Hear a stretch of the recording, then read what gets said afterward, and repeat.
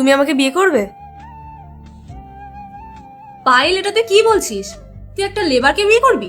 লাখ টাকার প্যাকেজ আছে তোর কাছে, আর এরা তো মনে হয় পুরো বছরে লাখ টাকা কামাতেই পারে না। আমি তোকে পরে বলছি। বিয়ে করবে তুমি আমায়? না দাদা। এসব হচ্ছে এটা কি? তুই একটা লেবারকে প্রপোজ করলি আর ও পালিয়েও গেল? তুমি জানো ওর বাড়ি কোথায়? হ্যাঁ ম্যাডাম। আমাকে ওর বাড়ি নিয়ে চলো প্লিজ। হ্যাঁ আসুন, এটাই ওদের বাড়ি ম্যাডাম। আচ্ছা। ঠিক আছে, তাহলে আমি আসছি।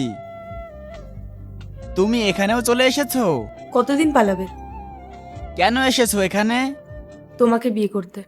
আমাকে বিয়ে কেন করবে? কি আছে আমার? ঠিক মতো নিজের পেটও ভরতে পারি না আমি। মনে হয় তুমি ভুলে গেছো। পায়েল, আমি তো পড়াশোনায় জিরো, আর তুই তো পড়াশোনায় সব সময় টপ। তাহলে আমাদের বিয়ে কি করে হবে? কেন? কারণ কোনো মেয়ে তো এমন ছেলেকে বিয়ে করবে না যে পড়াশোনা জানে না। তুই পড়াশোনা জানিস না এমন তো নয়, তুই তো পড়িস। কিন্তু আমার পড়াশোনা করতে ভালো লাগে না। কোনো ব্যাপার না, আমি পড়বো, একটা জব খুঁজে নেব, তারপরে আমরা বিয়ে করব। কিন্তু আমি কি করব? ঘরে থাকবি, ঘর সামলাবি, এইটুখানি তো করতে পারবি। হ্যাঁ হ্যাঁ, আমি করে নিব। ছোটবেলার কথাগুলো আলাদা ছিল, তখন আমরা বুঝতাম না। হ্যাঁ, তখন আমরা বাচ্চা ছিলাম, কিন্তু এখন তো আমরা বড় হয়ে গেছি। এখন তো বুঝতে শিখেছি। তাহলে 2 বছর আগে তুমি কাউকে কিছু না বলে বাড়ি ছেড়ে কেন পালিয়ে গেলে? আমি 2 বছর ধরে তোমাকে খুঁজছি।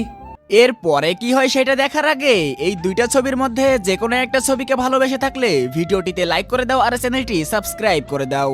আর যদি না করো তাহলে আমি বুঝবো তোমরা এই দুইটা ছবির একটাকেও ভালোবাসো না। আর কমেন্টে আমিন লিখে যাও। আরে তো আর কি করতাম, আমি রোজ রোজ মা বাবার কথা শুনে শুনে আমি ক্লান্ত হয়ে গেছিলাম, মাথা গরম হয়ে গেছিল, তাই বাড়ি থেকে চলে এসেছি। আরে অন্তত বলে তো যাওয়া উচিত ছিল তোমার। তুমি জানো তুমি চলে যাওয়ার পর তোমার ফ্যামিলি আর আমি কতটা চিন্তিত ছিলাম। না আমার কারোর সাথে কথা বলার ইচ্ছা ছিল আর না দেখা করার ইচ্ছা ছিল। আমি ভেবেই নিয়েছিলাম আমি সেদিনই সবার সাথে দেখা করব যেদিন আমি নিজে কিছু করতে পারবো। এরকম হয় না রোহন, আমি তোমার গার্লফ্রেন্ড ছিলাম। আর এরপরে কি হয় পার্ট 2 দেখতে চাইলে কমেন্ট করো।